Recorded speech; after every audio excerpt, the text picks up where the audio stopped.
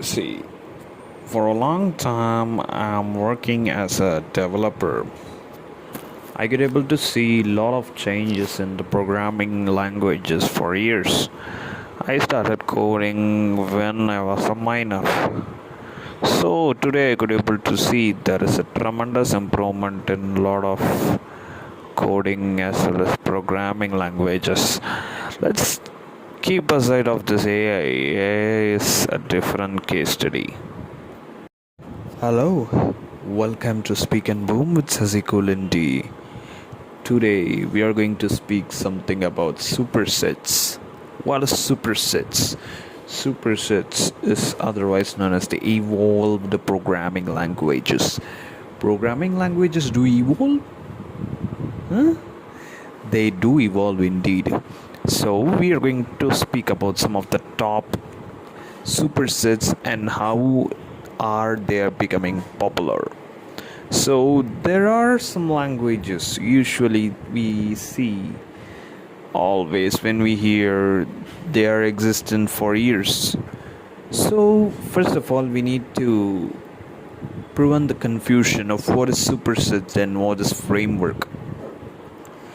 For example, if you take the case of Flask or Fast API in Python, I'm jumping directly into Python because Python is the one which has a lot of frameworks as well as JavaScript. Not to forget this, you have this Next.js as well as Angular. These are all frameworks. Then you have Django, Flask, Fast API. These are all frameworks. So when we see a framework, it's not a different programming language, and there is something called as library. In the sense, library is just an add-on that we will be using in the programming language. There is complete difference between the framework as well as library. So that's what we need to see. There is a lot of clarifications involved in it. So framework as well as a library as well as a superset. So what is a superset? When we hear the word superset is completely a different programming language, but it uses the same. So I will speak about the non superset which I have used to some extent. When we see something called as Flutter is a framework that runs with the programming language Dart. So we will leave aside. And to be simple, I will just give you a better example of what is a superset. So usually we know something called as C.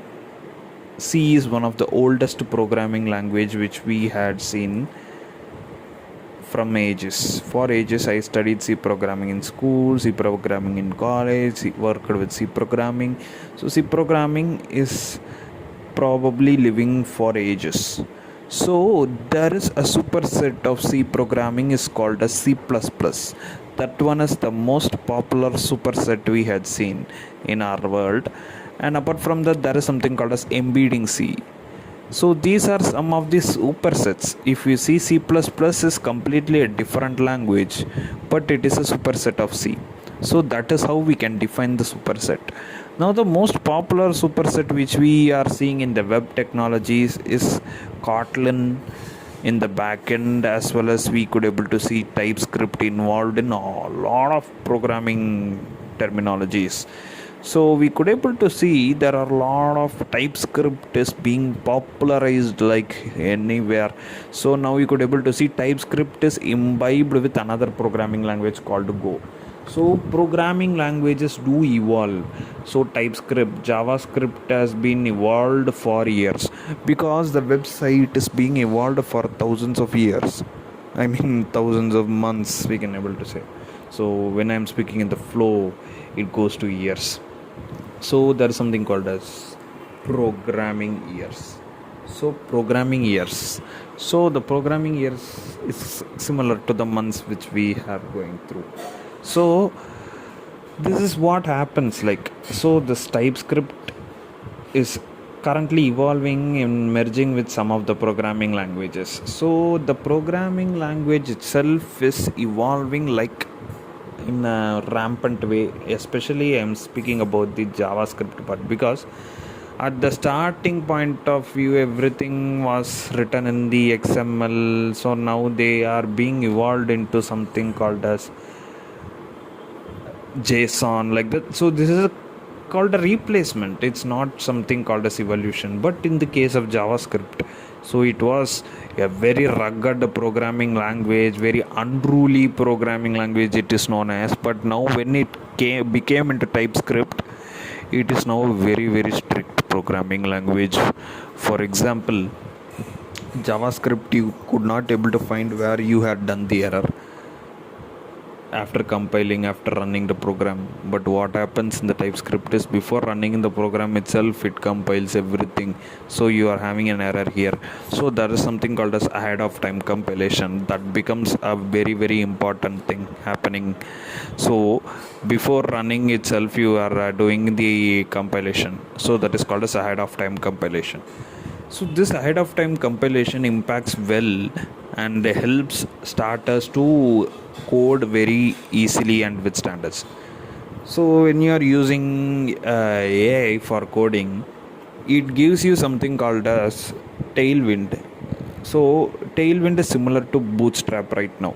So Tailwind is replacing something called as Bootstrap. So you cannot completely say that Tailwind is a superset of Bootstrap, because Bootstrap itself is a kind of uh, class based framework. What they do is that they just give you shorthand notations of your CSS, and it compiles and into a different way. But in the case of SAS is a preprocessor where you will be doing your CSS in a different way.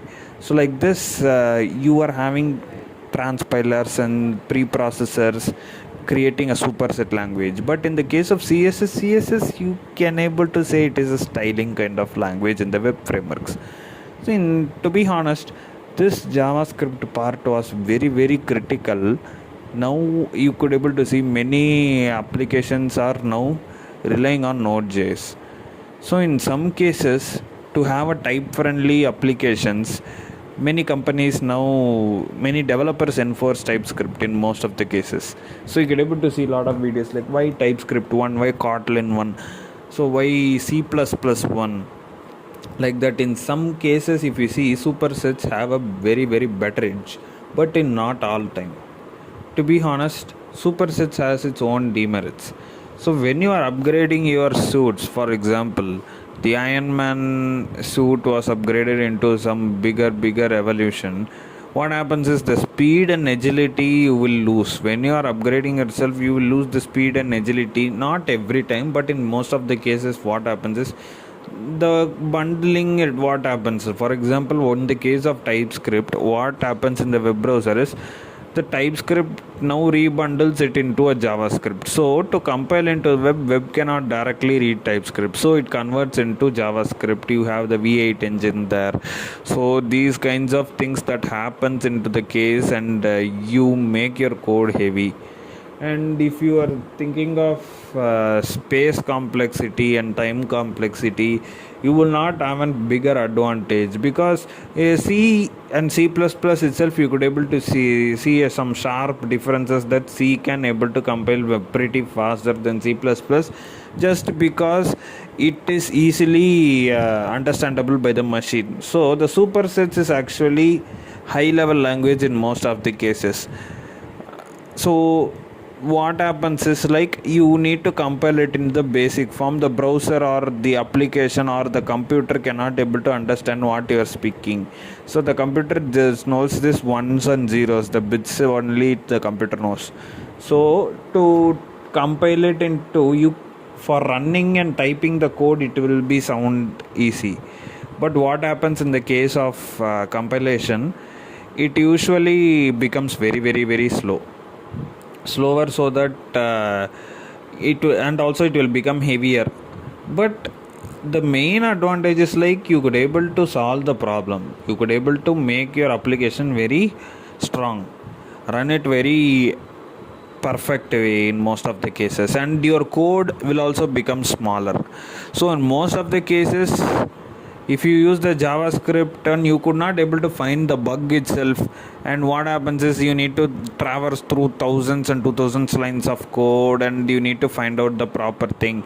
And apart from that, you could able to see many of the JavaScript codes written, it will be here and there. Sometimes you will add the custom CSS in the JavaScript, sometimes in the HTML itself you will have written a script. So there won't be something called as what you will say, like something called as discipline. You will say there is something standards. It won't look nice for the developers. For example, a new developer comes into the picture and he goes and see, it will be a very haywire. So to avoid these mishaps only, now the TypeScript is becoming user friendly. The main purpose of the coding currently is the supersets is it is user friendly, and you could able to make your code number of lines to be less, and then you need to define your types and it will be easy readable. That is what the main agenda of supersets, and it could also give you some shortcuts. So in the case of Kotlin, it doesn't need some public static void main string args like that. Instead you just write something func. That's it. You don't need to define that much things in Kotlin compared to Java. So like this it happens. In the case of JavaScript, it is like haywire, but in the sense TypeScript seems like it will have a standardized statements. You will have the constructor part, every part, and then you need to define your functionalities properly, then only you could able to run it, and you have the ahead of time. That is what I was saying. So in the case of these superset languages, it has its own advantages and disadvantages, but now companies currently are going towards the superset languages, because in previous times they were actually very reluctant to touch these superset languages. Now you could able to see a lot of companies are moving towards these superset languages, and they are now finding out that even if we write 1000 lines of code, if you are not finding out the errors properly, then we are the ones who is gonna suffer. Like that, they understood that speed over the error complexity was one of the times. But now what happens is, now this kind of approach, the standardized approach, the coding standardizations happens in the sense, so they are going to prefer this superset languages in some of the cases.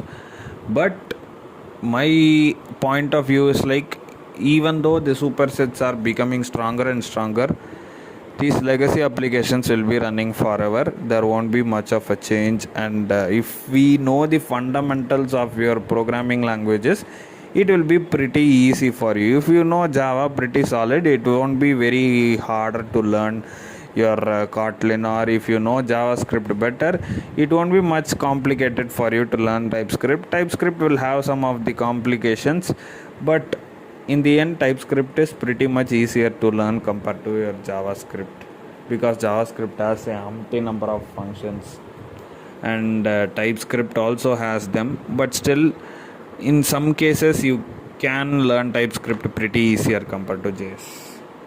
So this is what my take is, and please subscribe to Alpha Arvind in YouTube, and please follow Speak and Boom Sazikolindi in your favorite podcast platforms.